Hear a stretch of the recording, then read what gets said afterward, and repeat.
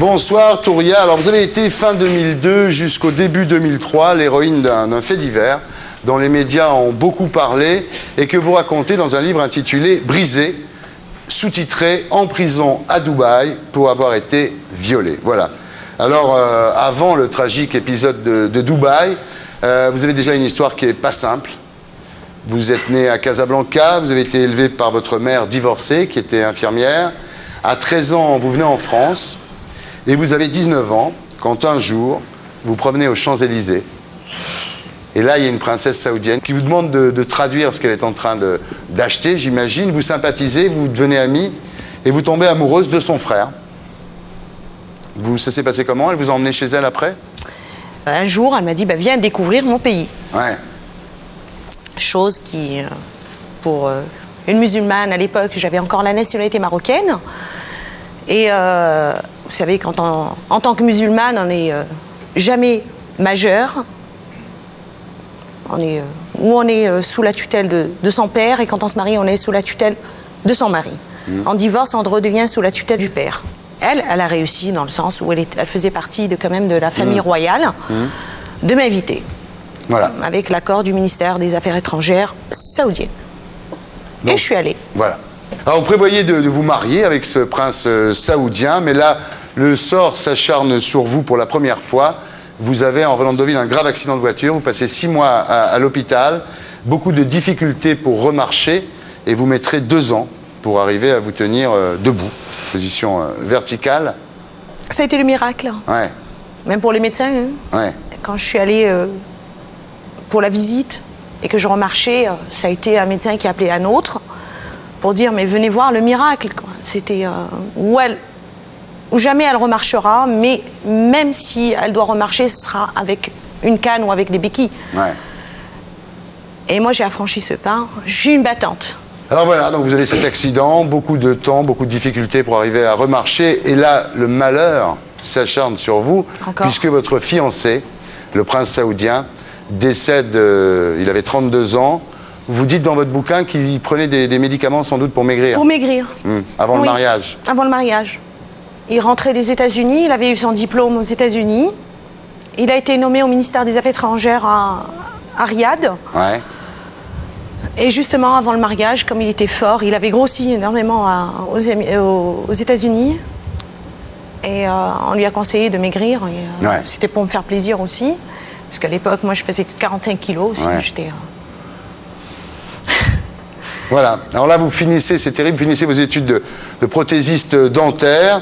Vous rencontrez un autre homme, mais en fait, vous gardez toujours en mémoire jusqu'à maintenant. Le souvenir de votre premier mari, enfin de celui qui aurait dû être votre premier mari. Toujours. Maintenant. Ouais.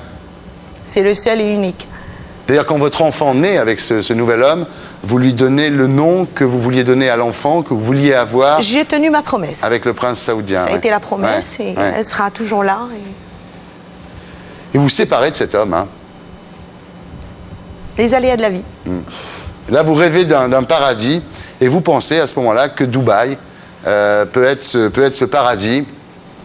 Et là, coup du sort, au moment où vous allez partir à Dubaï, le malheur s'acharne encore sur vous. Vous découvrez que vous êtes atteinte d'une maladie orpheline, une affection neuromusculaire qui s'appelle la myosite. Hein. C'est une maladie neuromusculaire qui atteint les muscles. Et elle peut évoluer comme elle peut stagner. Pour l'instant, elle est... Ça va? Tant mieux. Voilà, enfin finalement, vous allez prendre votre service à Dubaï. Hein. Vous travaillez à l'expansion économique au consulat de France. Donc là, tout va bien au début. Ah oui, impeccable. Ça vous plaît? C'est un pays moderne, etc. Plus que moderne. Ouais, à l'avant-garde. J'ai visité les États-Unis, c'est plus que moderne que par rapport aux États-Unis. Et en plus, il y a ce mélange de cultures que je recherchais, parce qu'on se recherche automatiquement. Il ne faut pas oublier que je suis d'origine arabe, alors automatiquement on cherche ses origines, le pays où on a grandi, alors il y a une culture orientale, une culture occidentale, et je l'ai retrouvée là. Voilà, et là, effectivement, la veille de votre anniversaire, vous êtes violée par 3 émiriens. C'est ce que vous appelez dans votre bouquin l'enfer du décor. Vous dites nuit d'horreur. Ils vous emmènent en voiture dans un quartier résidentiel, dans une maison, où ils avaient prévu de faire ça. C'était un coup monté, c'était Pour eux, c'était fait pour. Ils avaient téléphoné entre-temps pour préparer leur coup. Ouais. Et je me suis retrouvée. Là, vous découvrez en fait que Dubaï, sous ces jours comme ça, ultra modernes, en fait, c'est bien beau d'en mettre plein les yeux. Oui. Ouais. Et voilà, c'est le revers de la médaille.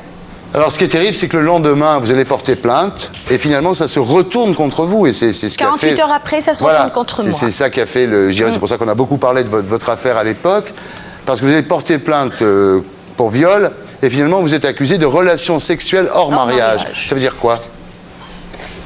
Alors, si on traduit mot à mot, en arabe, de l'arabe en français, c'est viol avec consentement. Ouais, ah oui. Ah, c'est nouveau, ça, oui. Oui, c'est viol avec consentement, mot à mot. Ouais. Ah, là, c'est le choc.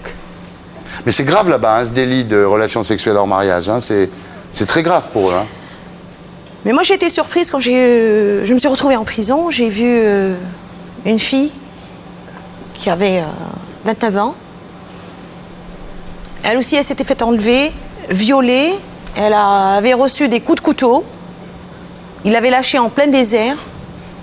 Cette fille s'est retrouvée sur la route. Elle a eu la force d'arriver sur la route. Il y a une voiture qui passe, qui la prend et qui l'emmène à l'hôpital. Arrivée à l'hôpital, on lui pose la question qu'est-ce qui s'était passé. Elle raconte son histoire, on appelle la police justement pour faire un rapport. Et ça faisait 9 mois qu'elle était en prison pour rapport sexuel hors mariage. Voilà, ben vous vous retrouvez en prison, et puis en plus, quand vous sortez de prison, vous êtes en liberté conditionnelle. Vous n'avez pas le droit de quitter le pays, ce qui est une sorte de prison, c'est une prison en même c'est temps. Une prison. Et là commencent les auditions, les confrontations, les interrogatoires, et le consulat de France ne vous aide pas beaucoup. On pense que c'est au nom de la raison d'État pour ne pas avoir de mauvaises relations avec Dubaï. Je vais être franche. Je travaillais pour le consulat. En quelque sorte, entre guillemets, je vais mettre ça entre guillemets, je travaillais au noir pour eux. Moi, je ne savais pas. Alors qu'ils avaient, normalement, avant de me proposer ce travail, il fallait l'accord du ministère des Affaires étrangères et l'accord du Quai d'Orsay. Il n'y avait pas cet accord. Le jour où j'ai eu le problème, ils ont essayé de camoufler cette histoire. La seule chose qu'ils ont trouvé à faire, c'était... Parce que quand on est venu me voir en prison, j'ai demandé de faire le check-out de la chambre pour que, bien sûr, que la facture ne... Ah oui. La première... Et ce qu'ils ont trouvé à faire, c'est enlever les preuves de mes missions. Ouais. Où c'était marqué, bien sûr, mon nom, mon prénom, l'adresse du consulat et le tampon du consulat. Ouais. Donc vous n'aviez plus de raison d'être là-bas, et on pouvait facilement vous accuser d'être là-bas pour d'autres choses que l'expansion économique de la France. Exactement. Voilà. Parce que s'ils avaient intervenu, j'aurais même pas fait cette semaine de prison. Ouais. Parce que pour les Émiriens, j'étais là, je faisais des allers-retours, je suis d'origine marocaine, automatiquement, on fait le lien. Il y a un réseau de prostitution, ok. Oui. Voilà. Parce que les prostituées, souvent, dites-vous dans votre livre, sont marocaines là-bas. Il n'y a pas que les Marocaines, il y a de toute nationalité, mais elles sont plus célèbres pour ça. Ouais.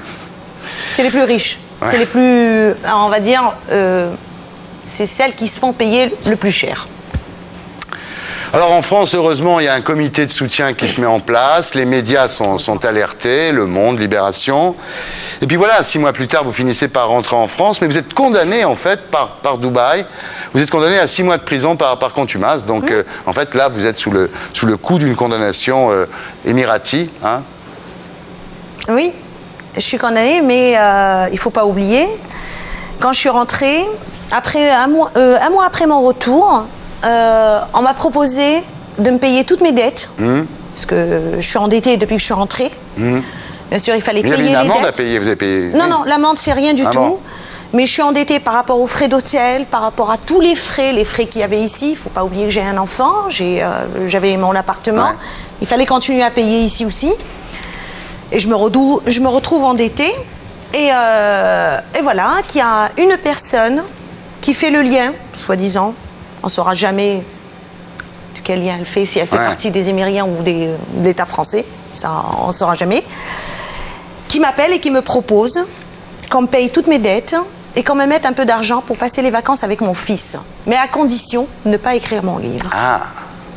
Et moi, ça a été un refus. Étant donné que moi, mon livre, c'est ma psychothérapie. Je ne cherche pas à gagner de l'argent.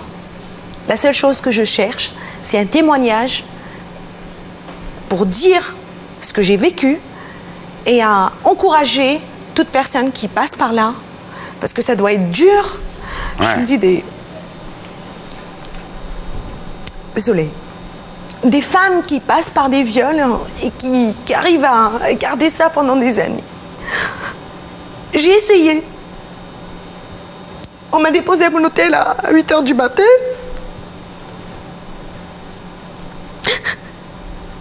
J'ai essayé de garder ça pour moi. Je me suis lavée, relavée. Je suis allée acheter des produits pour me laver. On se sent sali. C'est pas possible. Alors moi, je comprends pas les femmes qui attendent des années pour dénoncer. Ouais.